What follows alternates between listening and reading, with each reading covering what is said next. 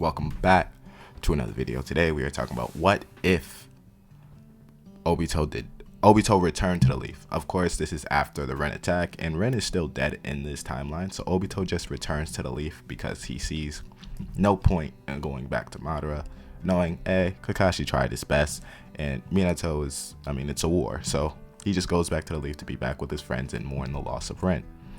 And within that, since he doesn't go back to Madara, he mostly doesn't turn out evil. Now, still with the loss of Ren, he is still grieving, but since he doesn't go back to Madara, and Madara is not feeding him, bad intel, manipulating him, and trying to get him to go turn all the way to a villain, he eventually turns into a hero. Now he still has the hope and dream of Hokage, hoping that there wouldn't be another war where they have to use child soldiers, so an outcome like Ren wouldn't have happened. Now, what changes in this timeline is that since Madara doesn't really have a successor, he probably still holds on to dear life. He probably still wants to find an Uchiha child that he can easily manipulate and, bring the best out of, so he can eventually pass on, be brought back. But his plan is secured through someone else. He can't keep on living up on Hashirama cells forever. This is the problem, though.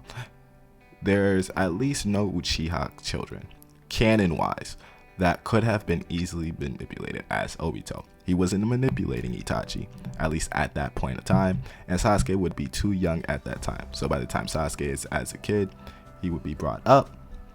As a kid, but Madara would have passed on by then. So now this just requires Madara being passed on and his plans never coming into fruition. But since Madara's plan is not coming to fruition, or at least he thinks it's his plan, Zetsu still goes out the way to manipulate whoever and whatever in the Uchiha or someone in the Leaf to bring them down, because he wants his plan to come to light with Kaguya coming back to life. Well, in this timeline, since Obito returns to the Leaf, there is no Kurama attack, so Minato is still alive and Naruto is raised by a loving family. We see how that goes in one of the dreams that they have in the Konoha Matsukami. I'm in the God Tree. I'm not sure about what that jutsu is called anymore. While also, the Uchiha massacre probably doesn't happen because since Minato is in charge, he tries to mend relationships with Fugaku and probably talks it through. Minato thinks he had a good shot when he is reanimated, and he does hear the news of the Uchiha massacre. So at least in this timeline, the Uchiha massacre did not happen. Now, where does this leave Zetsu? Zetsu, of course, still has to find someone to manipulate because he does not have a physical body himself. I think he manipulates, at least at this time, would be Sasuke. Now, I'm using one of the dreams, at least in this scenario, because Sasuke, of course, wants power. He wants power fast, and at least in this timeline, Sasuke is jealous of Obito, Itachi, and most likely Naruto, at least in this timeline, because Sasuke is still the reincarnation of Indra, so he still would have a natural born hatred for Naruto. He wants to get strong, and he wants to defeat, even kill Naruto. He doesn't know why, but at least in this timeline, he still tries. Zetsu sees this as a chance to leap, so Sasuke still ends up leaving the village. Itachi tries to pursue him, but Itachi's like, yeah, I could go after you. I don't feel like it, because Itachi knows that in any chance, he's wise, and any chance to bring back his brother would have to be with him wanting to come back, not him dragging him back to the Leaf. That just works bad.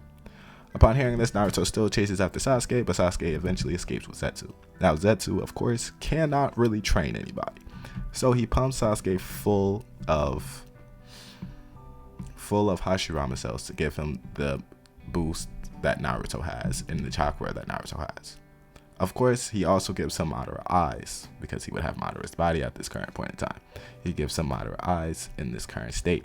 This allows him to awaken EMS, because he would have the Mangekyo Sharingan at this point.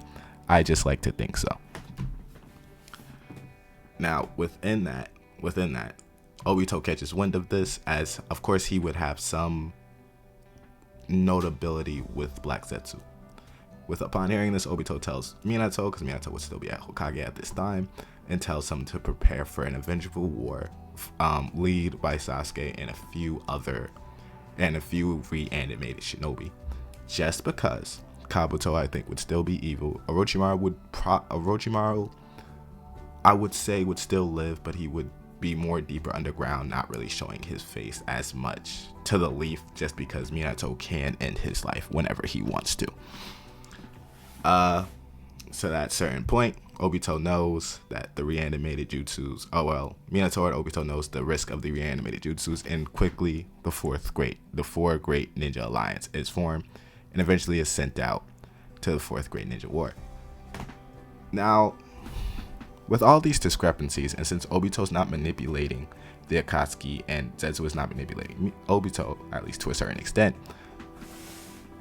the Akatsuki is good. So I think the Akatsuki in this arc, right, would help out the fourth great ninjas. Now, we don't know how strong Yahiko would be, how strong Nagato would be, or at least Yahiko would be dead.